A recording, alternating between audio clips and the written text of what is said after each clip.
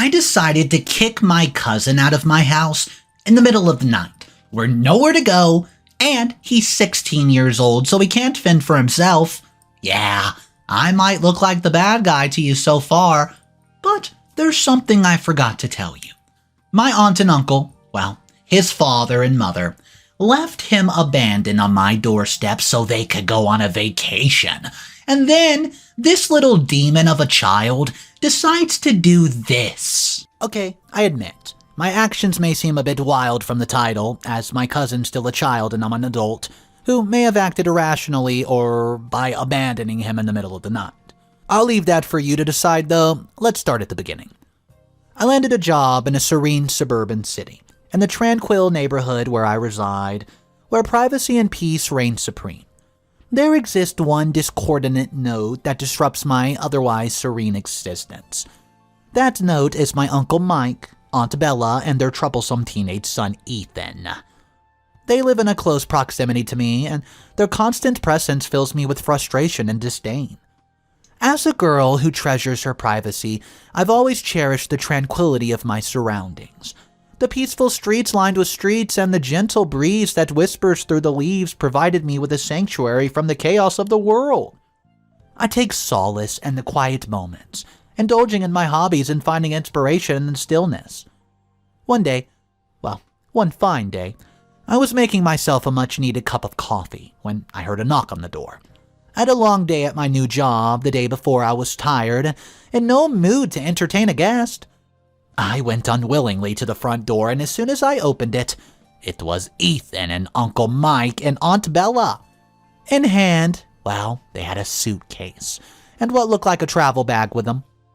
Well, you could say that's some red flags going off in my head. I never really had a liking towards my aunt and uncle, especially not towards Ethan. Ethan and I never had a good relationship with each other, as he was an annoying teenager and he also is a notorious prankster, widely known for his obnoxious live-streaming pranks targeted towards his online audience. His parents knew that I had a pre-existing disdain with Ethan, as he was left with me before and proved himself to be entitled, bratty little teenager. A few months ago, when his parents left him with me during a leisurely walk in the park, Ethan, my mischievous cousin, decided to play a prank on an unsuspecting family enjoying a picnic. He swapped their ketchup bottle with one filled with red jelly. As the family excitedly squeezed the bottle into their hot dogs, they were met with a sweet, sticky mess. Ethan laughed uproariously and recorded everything while I cringed at the embarrassment and chaos caused by his actions. You see, Aunt Bella and Uncle Mike stayed the night. Ethan made dinner for us all, and I knew I was going to expect another request to look after Ethan. A request I made up my mind to deny, but alas, life had other plans. My aunt and uncle showed me the tickets they purchased for a flight that would be leaving in the next 5 hours or so. They asked me to look after him while they went on a vacation, as the vacation did not entail Ethan in their plans and it was a kid-free vacation. They put me in a tight spot, with no time to think upon their request. They promised Ethan would be on his best behavior, and I could even ground him or reprimand him for his mischievous acts in any way. Ethan too pretended and chimed in saying he would comply. Besides, the trip had only been for 3 days. 3 long days, which I now have come to dread. As soon as Uncle Mike and Auntie Bella were finished with their request, I knew if I say yes, the next 3 days would be like hell for me, so with a plastic smile on my face, I tried making some excuses, as saying no directly would be rude, so I said I won't be home most of the time as I'm doing overtime and late shifts at work, so Ethan would be almost at home all by himself, and there won't be anybody to take care of him. They saw through my act and begged me, saying that I was the last resort with no time left to leave. I had to accept, looking after Ethan while they're gone. Ethan had a weird smile on his face. Something about the look told me that the next 3 days for me were not going to be easy, but I toughened myself up and was willing to put up the task of looking after him. The next morning, I told him to sit on the couch as I was getting late for work, and, as he was just getting in my way, I did not like having someone was not used to people over while I was getting myself ready for work. I rushed to cook something that was quick to make. An easy little breakfast for both Ethan and me. I gave it to him and put the rest in the refrigerator and told him to microwave it if he gets hungry. I felt a bit weird as he behaved really well for an hour, something I've never expected from him. And then as I left for work, I was worried that after a long day, I'll go home and find him in a mess, but I was hoping that he'll be nice this time. I was tired as I reached home. I knocked on the door and waited. No reply, no sound. I felt he was not going to open it anytime sooner, so I reached for the key in my pocket and opened it myself. Everything was normal, but I felt a bit strange as I saw him wearing headphones and playing some kind of game on his laptop. I took a quick shower, went to the kitchen to make dinner. The sight of the kitchen baffled me. I saw the whole kitchen was messed up with pizza on the floor, burnt smell lingering in the air, and when I asked Ethan what the heck happened in here, he told me he didn't like what I had ordered, so guess what? He made some pizza and tried making something off the pizza. Maybe cooking it a bit more with added toppings, and he burnt it. I felt anger bubbling up and shouted at him. He had one job to do, eat what I made, play his dang game, and not make a mess. I was already tired from working and was angry at the state of my kitchen, but later cleaned that mess up and started making dinner. I have what you might call a weak heart towards ghosts. Growing up, I had a love for hearing ghost stories. The thrill they gave me as I slept in the dark after listening to them. The thrill soon grew to fear from the change from stories to movies. The ghost in the stories now seemed more real than ever, and from then on, I had a disdain for anything that included the mention of ghosts and such. Why am I telling you this? Well, this is important for what I'm about to say. Later at night, when I went to sleep, I started hearing weird noises. I put it up to Ethan, but nevertheless, I got up from bed to check it out. I heard some very creepy noises from the other room. I tried turning the lights, but it seemed electricity had gone out and none of it seemed to work. I walked around trying the switches, but stopped it in my tracks when the light suddenly started flickering. Sweat formed on my face as it contorted with feelings of fear. It felt as if I was living a nightmare. I saw a figure on the couch and I started approaching it as I thought it might have been Ethan who fell asleep there, and I felt the floor wet beneath me. Had he now gone and poured water over it to let me slip and fall? As I approached the sofa, I saw what looked like a knife covered in blood. The color left my face and my body ran cold as I picked it up. I felt a presence behind me, and all of a sudden loud and creepy music was blaring from everywhere around me as I turned around to what looked like a weird, creepy man. His face looked distorted, and the whole scenario freaked me out, and I screamed at the top of my lungs. I freaked out, slipped and fell on the ground as I tried to run. Then I heard that guy laughing from behind me. In a voice and laugh that sounded quite familiar, it was Ethan, and not an intruder who was going to kill me. I lay on the ground as he walked over to the table and clicked the button on his laptop.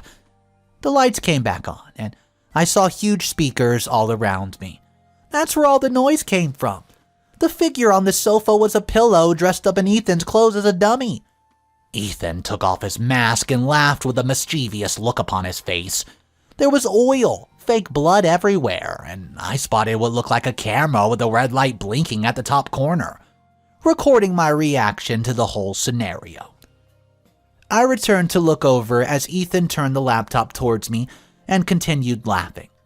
My face popped up on the screen and I appeared to be a mess as I sat on the floor covered in oil.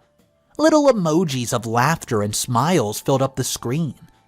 The brat was live streaming the whole event. Tears welled up in my eyes as I tried getting back up on my feet, trying to grab onto something as I kept slipping.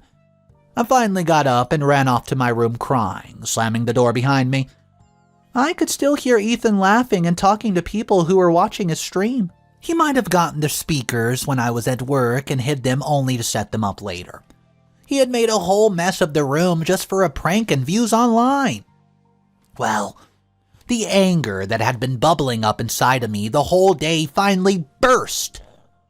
I opened the door with a loud bang, startling Ethan, who was seated at the table. I screamed at him, berated him, and that finally shut him up. With an angry look on my face, I got to clean up the room and changed my clothing. I then walked over to where Ethan's bags were and threw all of his stuff inside of them, and as I saw Ethan with a disappointed look on his face, it was the middle of the night as I packed his bags and put the suitcase in the back as Ethan cried about not wanting to go anywhere. I drove over to his parents' house and dropped them on the porch along with his bags. He begged me to take him back as I got into my car and drove off. I looked in the mirror to see Ethan standing there with a sad look on his face, and he eventually unlocked the door and went inside, slamming it behind him. I was at my wit's end, and getting rid of him felt like a weight had lifted off my shoulder after I dropped them off. Surely, he can look after himself for a day until his parents return. So, I call up Mike and Bella and inform them all that Ethan had done about this traumatic prank. I told them that I dropped Ethan back at their home, and Mike immediately cut the call on me after screaming at me for what I've done. For now, they'll have to cut their vacation short. My uncle and aunt, Mike and Bella, landed a few days ago. To their shock, they found Ethan alone in their home. Their house is a mess, and Ethan had been starving for a whole day after not having eaten anything, as he had used up all the money for buying the speakers and did not know how to cook for himself. I admit that I might have been wrong in leaving Ethan alone like that, knowing he could not fend for himself, but I was forced into taking care of him, and he had turned on me. I was traumatized. Right as they saw the state of Ethan and the house, well, Mike had called me and screamed, Bella feigning cries from behind and chiming in saying I was a horrible person to do what I did, as Ethan's just a kid who might have fallen sick from exhaustion and hunger. Well, after that, I did not hear from both of them for a while. Instead, I received a call from my grandparents. They'd called me over to talk about an important matter, and when I arrived, I found Mike and Bella prepared to lunge at me. Apparently, they had gone to my grandparents and had spun the story, saying that I abandoned Ethan and in turn endangered his life as I did not want to look after him, and instead go out and have fun. They had twisted it all to their advantage. Soon enough, all my family members had started gathering, and everyone, trusting Mike and Bella's words, joined in to pressurize me to apologize to Ethan and his parents for my actions, or Mike and Bella would sue me. I was appalled. Everyone was picking sides, mostly seeming just to take my aunt and uncle's side that I was indeed in the wrong for my actions. They had ignited a significant family dispute with several relatives, condemning me for my supposed intolerance of Ethan's, quote, innocent little prank. They said he was just a child, whose silly prank may have been overlooked, and I should have reprimanded him and let him stay with me and taken away his gadgets. While others defended me, recognizing Ethan's disruptive and disrespectful behavior. He too had played numerous pranks on them that I had made them waver their decision of taking Ethan in, which meant I was indeed the only choice my aunt and uncle had left at the last resort. However, the question lingers. Was I excessively harsh in my response? I could not sleep as I lay in bed with the effects of what I've done taking over me. The drama over at my grandparents' house was also getting to me, so I leave it to you all to decide. Am I the a-hole for kicking out my cousin from my house in the middle of the night after he pranked and ridiculed me in front of his online followers? What's up, everybody? Mr. Reddito here. Man, what a wild ride. Can you imagine just dropping a child off at someone's house and they don't even know about it? Whew. Okay. So there's 3 updates to hop into. Let's go ahead and jump into update number 1. Guys, if you're new to the channel, click that subscribe button for daily videos, and here's your update. Well, I admit that I might have been wrong in leaving Ethan alone like that, but I was traumatized by Ethan's prank, and I never wanted to accept looking after Ethan in the first place. So I stood my ground and did not apologize to them what they wanted me to. A few days later, I received a legal notice. That's right. My aunt and uncle were indeed moving forward with suing me for endangering their son's life. I'd never imagined it. Sure, I did kick Ethan out, but he's more than capable enough of taking care of himself for a day or two. I mean, come on, he's 16. At 16, I was cooking for both myself and my parents. If only he tried to do something other than being on his computer all day, gaming, playing pranks on people, and recording and posting it online just to humiliate them. And I was to blame when I did not agree to keep Ethan with me. He had violated my boundaries, and so I did what I felt was right at the time, as I did not wish to be humiliated further online. It would honestly destroy my career, and would have significant damage to my personal, mental, and physical health. And I thought it was right, as Ethan was more than capable of taking care of himself, or at least looking after himself for a day. Maybe he had not been taught to do so, but the time he had put into making those pranks could have been spent learning how to do basic chores like, I don't know, use the microwave. And my aunt and uncle knew better than to enable that behavior. They could have reprimanded him and taught him stuff. He was no longer going to be a kid in 2 more years. He would have to learn how to take care of himself in order to survive. And I was the one to get served. After taking care of Ethan and giving him the best I could, despite suffering a great deal with his mischievous behavior and his ruthless pranks, they had gone on a vacation.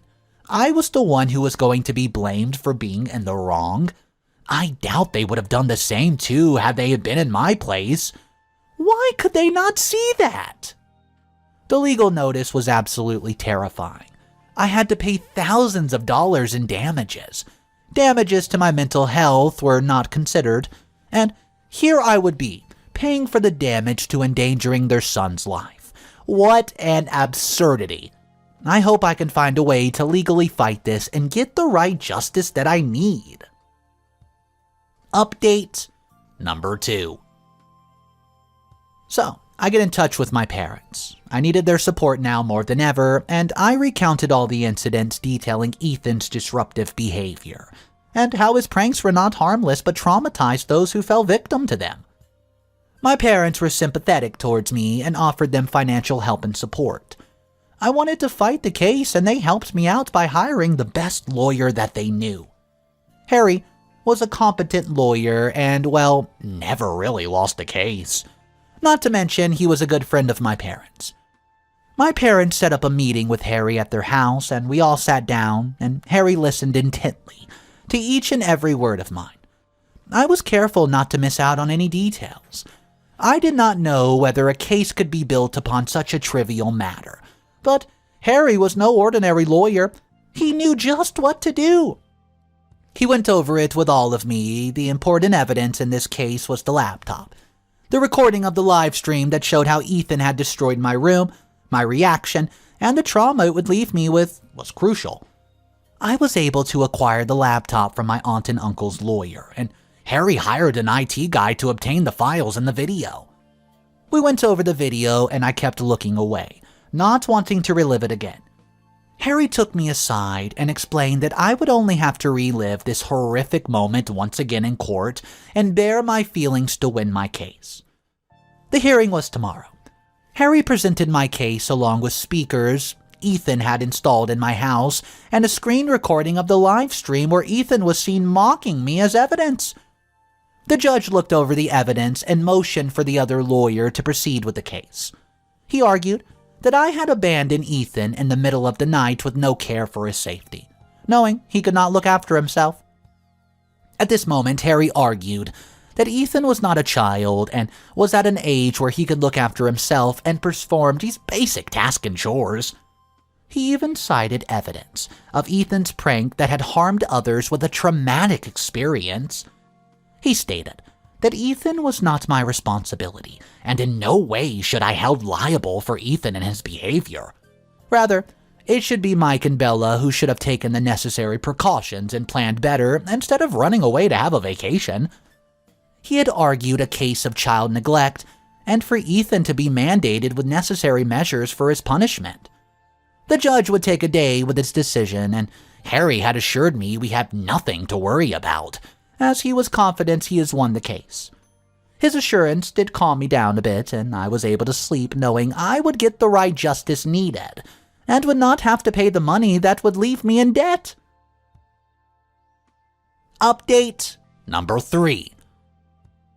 Hey guys, this is a final update, albeit a short. It's good. The judge had ruled in my favor. After examining all the evidence and hearing my statement about Ethan being left in my care without my consent, it seemed the judge had related to me on an emotional level. I was clear with the facts that my aunt and uncle had dropped in without notice and had much rather forced me to look after Ethan. I also mentioned that they were on vacation while I had to endure Ethan and his untamed manners. They had also lured me to my grandparents and wanted an apology for it, and were pressurizing me.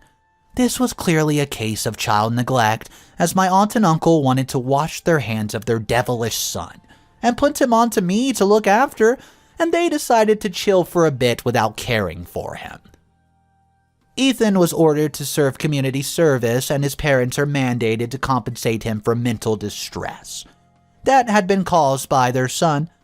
They were also charged with child neglect, as it was due to their decision of going on vacation without Ethan that this all happened. Harry was right in fighting my case with emotions. Following this ruling, most of my family members distanced themselves from Ethan and his parents. They've come to sympathize with me and commented that it was their fault that Ethan had grown up to behave this way, and that they should not have to run on to the impromptu vacation without a proper plan for Ethan, their son. The rest, they could have done is to have taught Ethan how to cook for himself. I mean, come on. My family members had finally warmed up to me, and we all agreed that Ethan and his pranks were indeed harmful. My grandparents, too, had to get in touch with me and apologize for believing Mike and Bella, as they should have known better not to trust their words. I'm thankful my parents listened to my side of the story and supported me and not believed Mike and Bella and their own spun-out story about me. It was a twist of events as the community that Ethan once spent playing pranks upon and traumatizing was now the community he served by doing tasks and, well, helping people around. Sure, he threw tantrums at first, but eventually started doing the task he was assigned. I figured it might have been Mike and Bella who might have decided to reprimand him at last. Well, I'll close it with this. I'm happy. I'm happy I got the justice I deserve, and I was able to stand up for myself against my aunt and uncle and Ethan. I was able to voice the feelings of others who had fallen prey to the similar pranks. I only hope his time spent in community service would make him change his ways and finally see right. Okay, I'll be honest with you. I don't know what the aunt and uncle were thinking. I mean, what judge would not see that this is child endangerment on the aunt and uncle side? You can't just drop your 16-year-old kid off somewhere random and just go on a vacation all willy-nilly. So, I want to know from you guys, if you were in OP's unique position, and you just got live streamed to the internet in the middle of the night from a horrific prank, which, by the way, your only fear in life is ghost, could you imagine how she felt? Well, what would you do? Would you pack that 16-year-old into your car and take him the heck out of your house? Or would you say, you know what? It's only one more day. He can stay here. I can wait it out. Drop your thoughts down below. Let's talk about it. I would love this discussion. Hey guys, if you're new to the channel, my name's Mr. Reddito. Welcome. I narrate stories daily, so if you want daily videos, smash that subscribe button. Thank you for joining. And remember, it's cool to be kind. Peace.